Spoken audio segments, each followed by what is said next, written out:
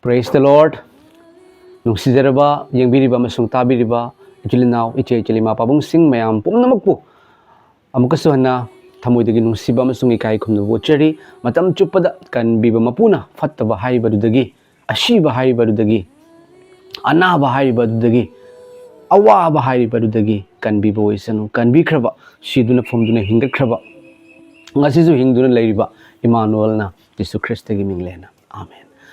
Mayamda kayiguma matang phungdoksage haiduna ngasigi wapao se semjebani mayam adudi aina mamangda semjekhiba madudi aina lejariba kasargi Bontarapur haiba maitei na taba yamna chawba khwaidagi na chawba kasargi oinadi Bontarapur haiba khunsini mayam asida haiba khunsigi Banglatila haiba mafamda akoigi ibok amana ingonda amtang mateng pangbiu amtang ingonda lakpiu aigi yumda ichanupidu yengbiu yam ware na haiba aduga nongmadi nang lakpiraroidra aingonda nungsibidrabra haina hairakpadagi aina chatlaga yenguba matamda magi masanupido chatpa ngamdaduna leramba uba matamda yamna nungai kide mayam aduga masanupiduda aigi khawda yauzaba lupa lising ama paisagi oina su mateng pangjarami maramdi haiba ibok ado mama aduna muri khara yolaga magi machanupi ani su leibako anu hingjei hena taba matamda setningba masetpa ngamde hena taba matamda nungsimanbagi aina pijabani adudagi su aina mayam da su aina semjekhibani mateng pangjage haiduna adugi matungda mayam ngarang ase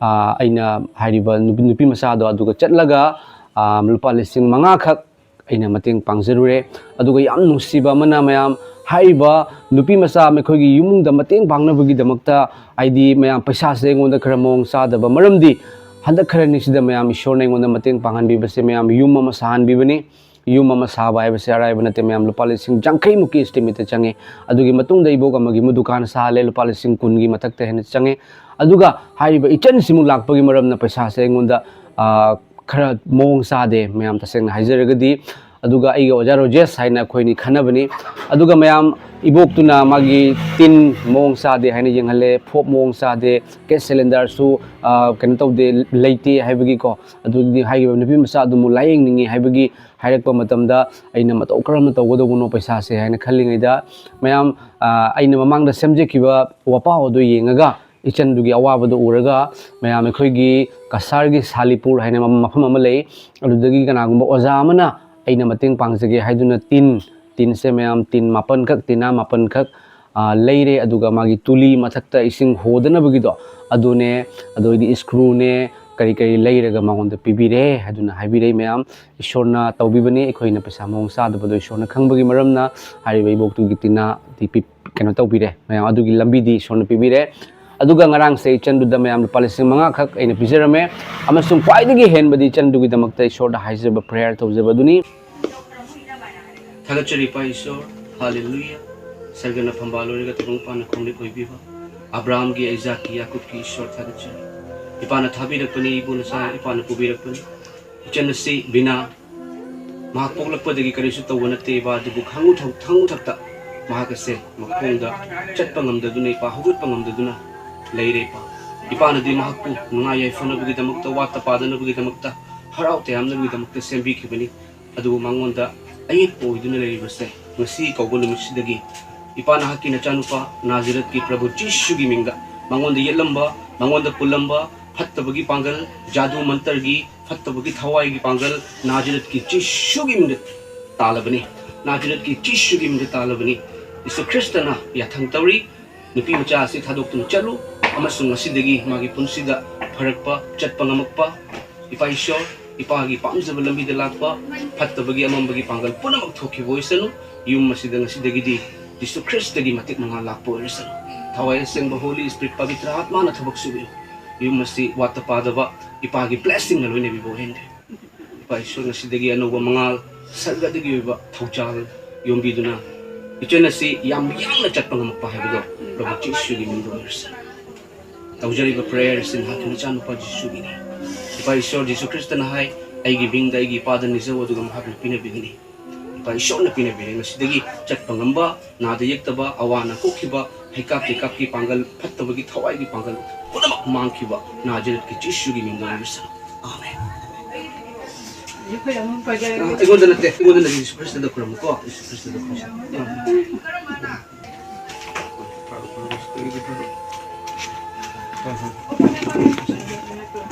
Kristo yung mga kasi tigil pa ko.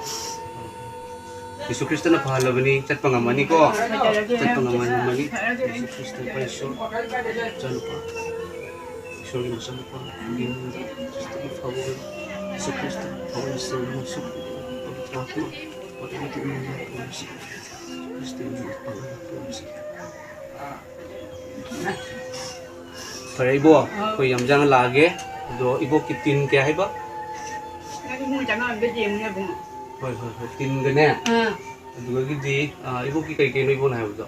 Gas cylinder hayo ba?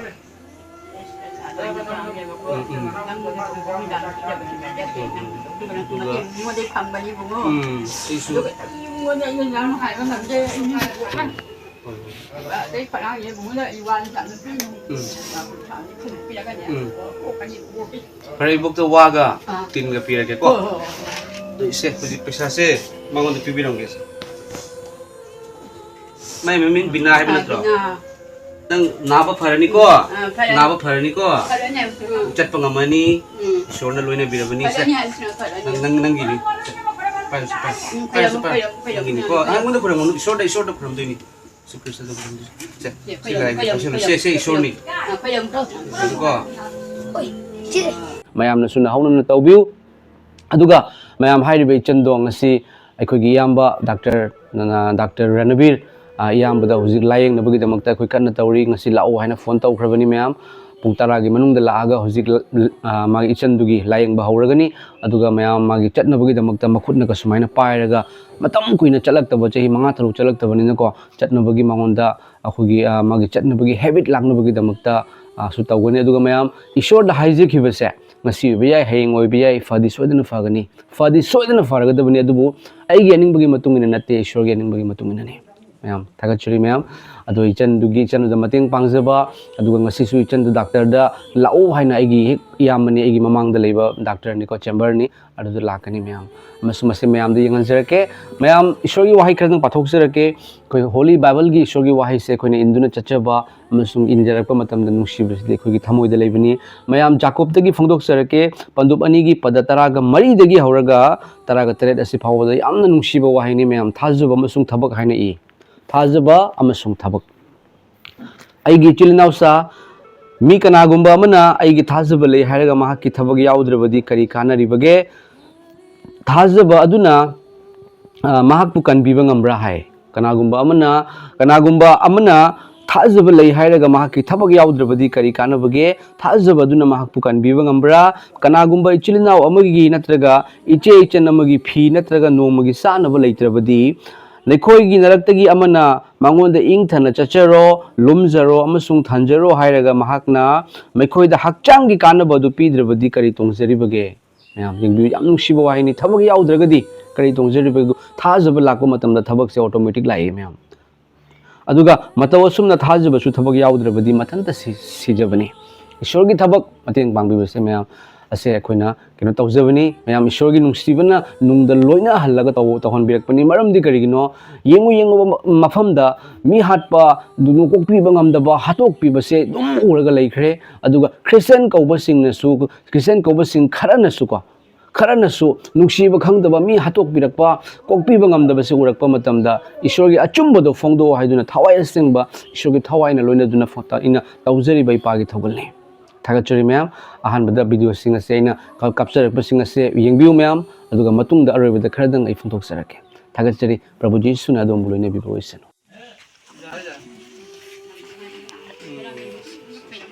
Kono pura manu je Yesus Kristus na tharai ni ko Yesus Kristus ipana pirapuni yang musi jang na nawa phabo ko jar jang na pharo ishona loina biboisenu Yesus Kristus na supi biboisenu boy man pura manu patti ibo itu sorna ko kene na loina biboisenu ibo ida sakra piramge ibo ka bengana ko kuna kira roge paling mangan kamba yang kamba ising mangani kamba nang pasan ko nanggi nawa suparo isorgi tujal dagi ko nawa paro yang nahuat pasungamo Kristo pano sopi ni ko yang naibo isu awan aku cel ko Yesus Krista haina kuram biu kamba puna makse mana pilih ini haina nanti ko mana ini thamoy da untuk piu tu pirak puni dum suna yek to bo aduga koi sinat su loidri matu so mu lak ini kamai bo matu so mu lak ko bem na bajang na pharo ko pharani jang na pharo koi charo bo nong su lai kamba Sini ma'am, praise the Lord. Thagachari sornangaman bibagi damakta. Amen. Lala. Itu pamalo.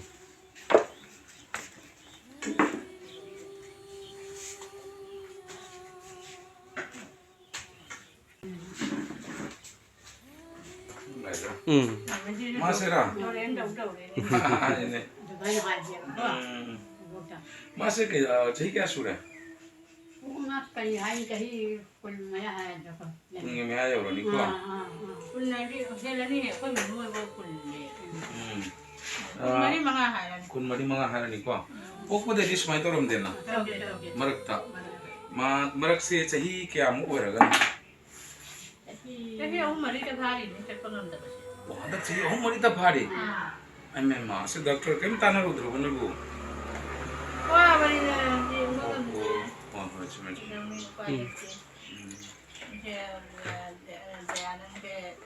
ಅದು ನಿಮ್ಮಾಗಿ ಕೆಲವೊಂದು ತೆಗೀನಿ ಇದು ಮಾಯಿಶು ನಾನು ಮಾಗಿ ಬಿದ್ದೀವಿ ಊರಾಗ ನೈನೇ ಹಂಗಂತ proves ಹೆಂಗೇನ ಅಥವಾ ನನ್ನ ಮಾಯಿನ ಹಾಕಿಬನೇವ ನತ್ತಡೈಸು ಖಂಗ್ದೆ ಸುಮಾರು ಹಂಗ ನೀವು honorary ಹೆಂಗೇವ fur ಹೌಜಿ Tha ತರುಮುಕ್ತಿ ಸಂಗಿಕೋ Supaya kalian kalian sih kita pakai dari motor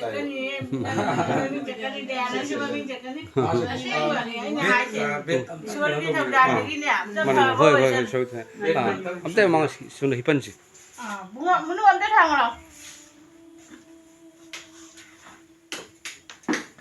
Yang sih pak, yang sih. Hoi. Makan noi jadi shoulin itu, banyak ngambek kali yang sih. Mana. Itu ya. Masih yang kan itu selalu bro. Hai bo, tu basi kan na. Yang kamu itu gimana? Tu benar sih. Anu ni benar nak apa?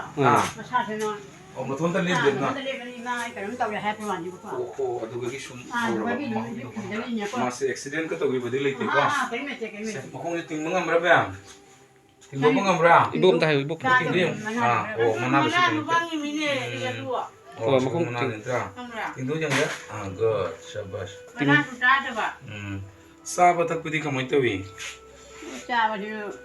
Masih tahu kalau sudah ni masalah kes kami ni apa? Ah, Malu sudah kalau lu tahu siapa? sahabat. Ini ya. Tadi apa? Mai cái khuôn gel gì? Asal mai nó mai chắc con làm được đấy khuôn gel rồi cái phải chân Mangra. Mang. Maksud itu ni kena masih kugi nerve untuk perlas kolaps ibu kau ya apa? Saya, wi yang giko. Saya, kayu maming kau wi. Mina oh semana sungang bako. Yang kena hubungan dah làm được ạ. Khuôn gel thì mang vậy. Kau itu muka masuk ke muka tiada tu video nanti.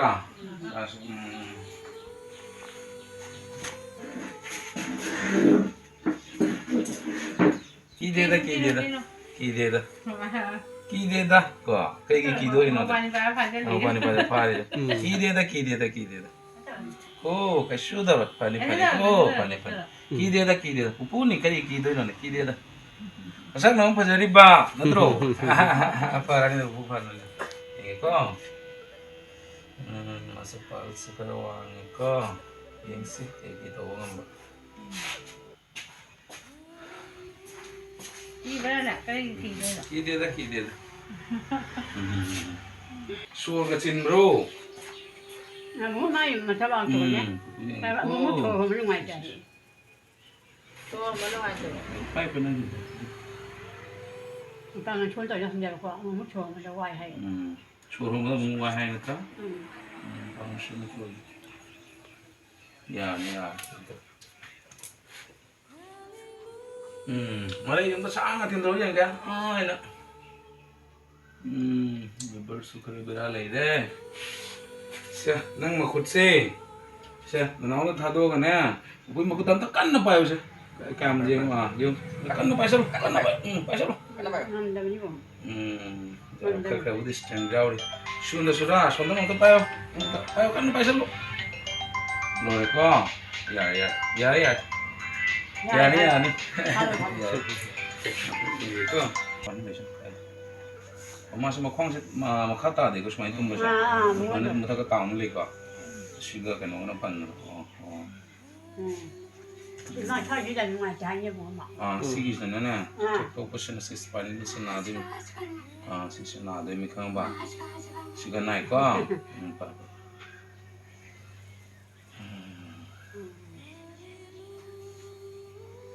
Kang ba? Ito kay bisa rin.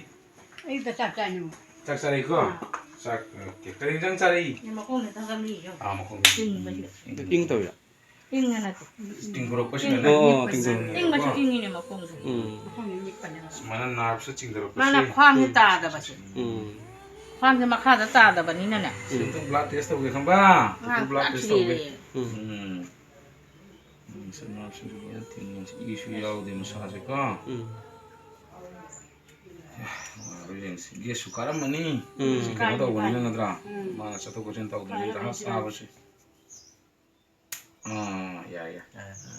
Na ba na? Kanada. Mo ba ka pa na ba? Para ni ko. Paano ba to rin ni? Blood test daw. No, special bill.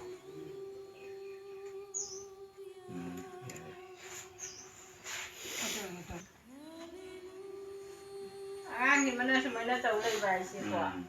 Mama da suwa. Mani. Mama ta na ti ako suwa.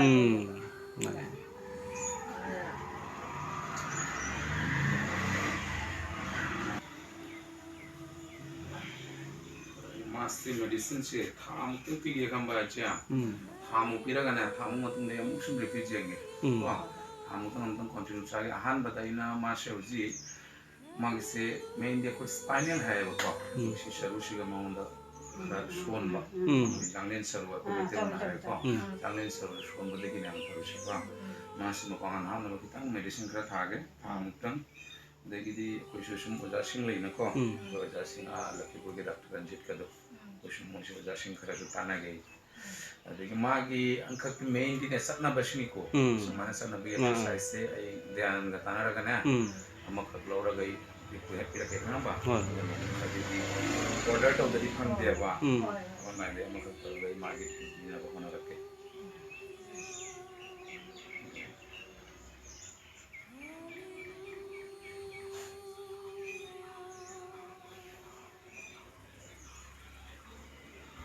Asigi semana dia sangkara tadi pintu ani dak dia kada beri kumpatau kumpapa. Asigan ko. Jadi ase ahong ko piro sino ko. Taste ko to. Kumba punong da thamong gi pigi ko.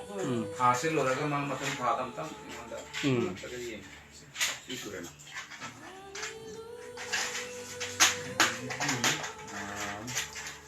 Pagaba mama sina mo mong tao. Nacho? Basta nacho? Kailangan na sa video. Ulit kudak ta pang dawa. Ano sisi? Tahu ba na? Mahong chan na guys. Si. Si Sure ba? Sige si Masya taraga sina ko gi mukhang si spinal setting dori ba ko. Si jantang jeng ya chi. Biya biyo. Chala. Ibu chan. Jaha kan ta bo mo phone do na traga dhyan na sum ngalo ko.